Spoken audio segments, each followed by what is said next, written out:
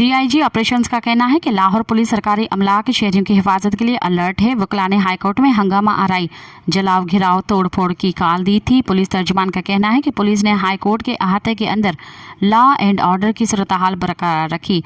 वकीलों की तरफ से लाहौर पुलिस पर पथराव और लाठी चार्ज किया गया। वकला के पथराव से एसपी मॉडल टाउन SHO मुतअद्दिद जवान जख्मी हुए। वकला के पथराव से माल रोड पर गुजरने वाले शहरियों की गाड़ियों को भी नुकसान पहुंचा। वकला मुजाहिरीन ने कानून के हाथ में लेने की कोशिश की। डीआईजी ऑपरेशंस फैसल कामरान का कहना है कि वकला हाईकोर्ट पर धावा बोलना चाहते थे। अमन अमान की सूरत हाल हर सूरत बरकरार रखेंगे। पुलिस की जानिब से GPO चौक माल रोड की एक तरफ से ट्रैफिक को बहाल कर दिया गया।